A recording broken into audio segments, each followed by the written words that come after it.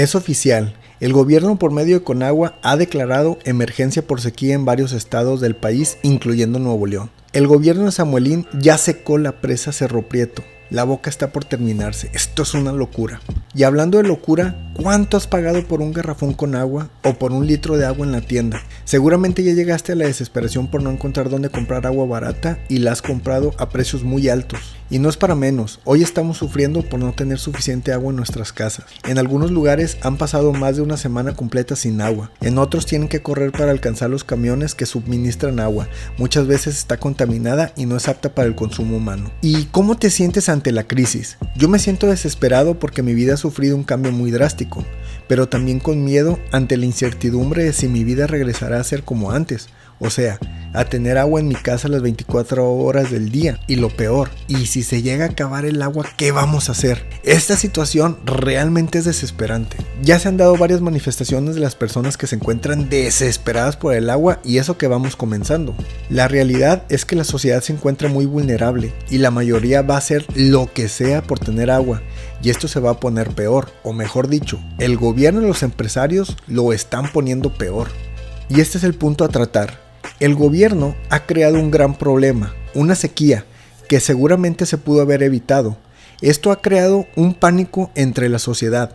Las imágenes de las presas casi vacías, la escasez de líquido y la falta de lluvias es el escenario perfecto para una futura privatización del agua. Aunque, si me pongo muy dogmático y ortodoxo, el agua ya está privatizada en manos del gobierno burgués. Posiblemente nos estén aplicando la doctrina del shock a la mexicana. Veamos en qué consiste esta doctrina. Naomi Klein es la autora del libro La doctrina del shock, un término que tomó de la psiquiatría que consiste en aplicar al paciente la terapia de electroshock y la psicología del shock. Klein recurre a los experimentos realizados por Ewan Cameron, orientados a lo que él mismo denominó manejo psíquico. Estos experimentos fueron financiados por la CIA entre 1957 y 1964 en el contexto del proyecto MK Ultra. El Dr. Cameron desarrolló una potente técnica que reducía a los individuos a un estado vegetal mediante la amnesia inducida. Esta técnica constaba de 3 partes. Número 1. Despersonalización. Consistía en un tratamiento de LSD y otros potentes alucinógenos combinados con varios ciclos de electroshock. Número 2. Programación de patrones de comportamiento. Se trataba de que el paciente adquiriese nuevos patrones de comportamiento. Esto se conseguía mediante la repetición de forma continua de mensajes grabados durante semanas. 3. Supresión de recuerdos del proceso. Esta última fase del proceso consistía en dormir a los pacientes durante un largo periodo de tiempo.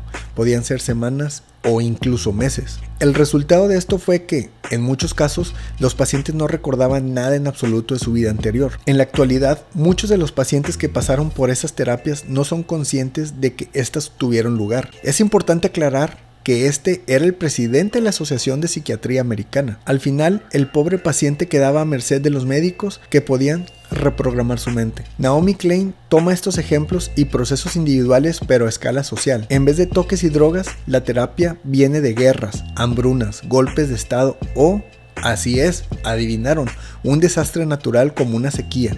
De esta manera la sociedad puede ser manipulada fácilmente porque los políticos y empresarios pueden hacer los cambios en leyes o actividades que de otra manera no hubieran podido. ¿Se dan cuenta hacia dónde me dirijo? El gobierno y los empresarios se aprovechan de las crisis o ellos mismos las crean para atemorizar a la mayoría del pueblo y así modificar nuestro pensamiento. Uno de los ejemplos más tristemente célebres que se hizo de manera intencionada fue el golpe de estado el 11 de septiembre de 1973 en Chile en contra del gobierno electo democráticamente de Salvador Allende por parte del ejército chileno comandado por el criminal de Pinochet y planeado desde Washington por el gobierno de Estados Unidos. Después del golpe de estado, Chile fue el primer país en donde se puso en práctica el neoliberalismo a punta de fusil y en contra de la voluntad de la mayoría del pueblo que se encontraba en un tratamiento de shock, siendo duramente reprimidos, desaparecidos, torturados o asesinados. Al final, el pueblo chileno no tenía muchas opciones. Unos aceptaron lo que el gobierno del dictador Pinochet les impuso con tal de recobrar algo de la normalidad de su vida. Otros,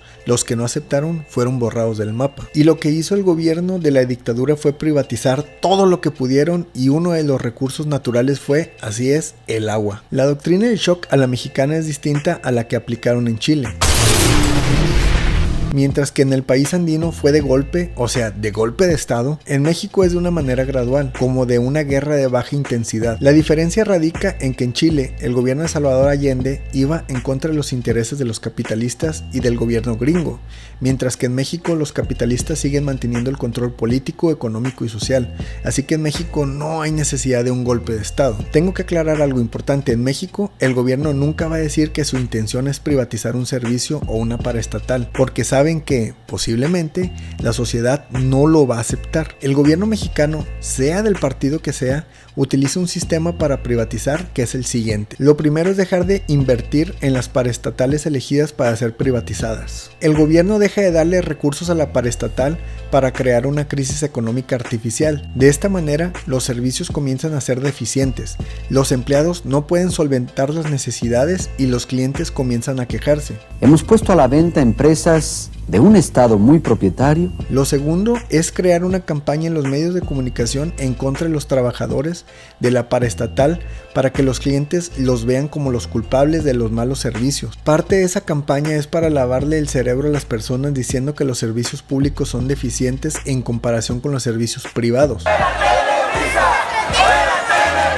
Lo tercero es que el gobierno declara que la paraestatal está en bancarrota, que no es un buen negocio y el gobierno no puede seguir invirtiendo porque no tiene el dinero necesario y que la mejor solución es privatizar el servicio. El gobierno mexicano sabe que es más fácil destruir de manera paulatina una paraestatal y así lidiar y aislar a su sindicato, sobre todo cuando son sindicatos con muchos agremiados. Sobre la privatización del agua, tenemos que tomar en cuenta varios factores importantes. La actual Ley de Aguas Nacionales, promulgada por Carlos Salinas de Gortari en 1992, como precondición para la entrada al Tratado de Libre Comercio, impuso sobre nuestras aguas un sistema único de concesiones, objetos de dinámica de compra y venta, bajo el principio de que el agua es de quien primero la solicita, y en violación de vedas y de derechos indígenas y núcleos agrarios, la Conagua otorgó 330,000 concesiones en los primeros 10 años. Las reservas firmadas por Peña Nieto fueron impulsadas por la Fundación Carlos Slim, presidida por el dueño de la empresa minera Frisco,